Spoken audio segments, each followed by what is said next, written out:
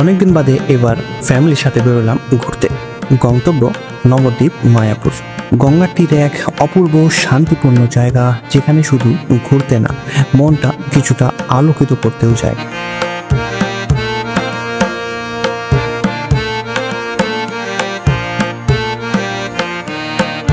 বালুঘাট থেকে বেরিয়ে পড়লাম আমাদের নবদ্বীপের উদ্দেশ্যে।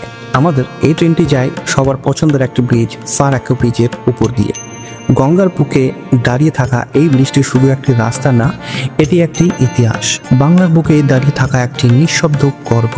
অবশেষে মায়াপুর আমাদের স্বাগত জানালো একদম অন্যরকম পরিবেশে। আমাদের ট্রেন মায়াপুরে পৌঁছলো রাত্রিবেলা, তাই সেদিনটা রাখলাম শুধু রেস্টের জন্য।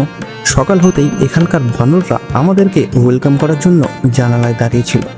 তাদের সাথে একটা ইন্ট্রোডাকশন তো হয়ে গেল, এবার পালা গঙ্গা স্নানের।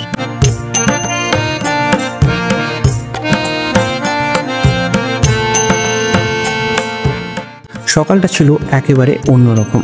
ঘড়ির কাঁটা তখন ঠিক ভোর 5টা ছুঁই, আর আমরা পৌঁছে গেছি গঙ্গার ঘাটে স্নানের জন্য।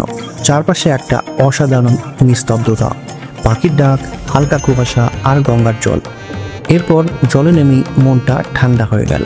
এখানেই চোখে পড়ল দূরে সূর্যের প্রথম আলোয় চকমক করছে মায়াপুর ইস্কন মন্দির। একটি অপূর্ব দৃশ্য। গঙ্গা যেন এই সময়টা শান্ত হয়ে তাকিয়ে আছে মন্দিরটার দিকে, আর আমরা দাঁড়িয়ে আছি এই দুইয়ের মাঝখানে।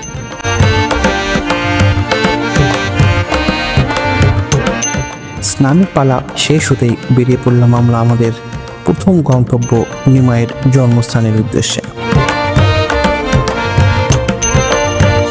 এই জায়গাটাই হলো নিমাইয়ের জন্মস্থান, যিনি পরবর্তীতে হলেন শ্রী চৈতন্য মহাপ্রভু। ভক্তির নবজোয়ার এনে দেয় সেই আলোক পুরুষ। মন্দিরের ভেতরে এই নিম গাছটিকে কে না চেনে, যেখানে চৈতন্য মহাপ্রভু জন্মেছিলেন। সেটা সামনে দাঁড়িয়ে থেকে অনুভব করলাম এখানে একদিন জন্মেছিল এমন কেউ, যিনি শুধু গান করেন কৃষ্ণের, বড় মানুষকে ভালোবাসতে শিখিয়েছে নির্বিশেষে। নিমাইয়ের জন্মস্থান থেকে বেরোতেই চোখ আটকে গেল বিশাল কিছু একটি দেখে, আর সেখানে যাওয়ার জন্য আমাদেরকে এই কৃত্রিম গুফার মধ্যে দিয়ে যেতে হলো। প্রায় 70 ফুট এই উঁচু মহাপ্রভুর মূর্তি, এক হাতে করুণা ভরা ভঙ্গি আর অন্য হাত ঊর্ধ্বমুখী। এটা শুধু একটি স্ট্যাচু নয়, এটি একটি ভক্তির স্বরূপ, এক জীবন্ত ইতিহাসের চিহ্ন।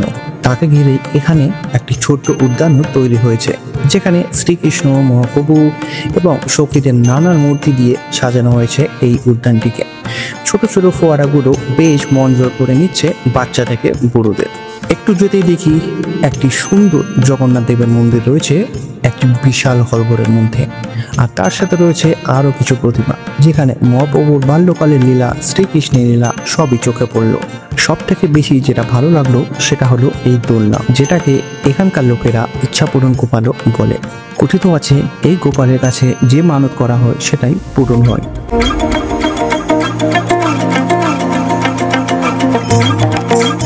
এখান থেকে বেরিয়ে কোথায় যাই ভাবতে ভাবতেই মনে পড়ল সেই বিখ্যাত রামশিলার কথা, মানে রামায়ণের সেই পাথর যেটি আজও জলে ভেসে থাকে।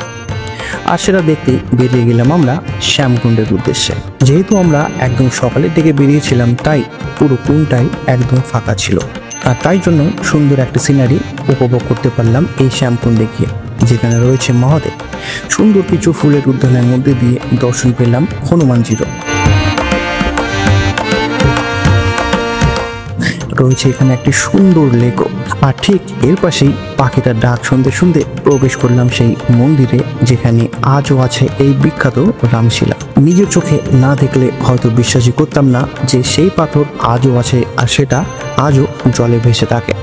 তোমরা কোন কোন জায়গায় গেছো জানাতে বলো না কমেন্ট বক্সে।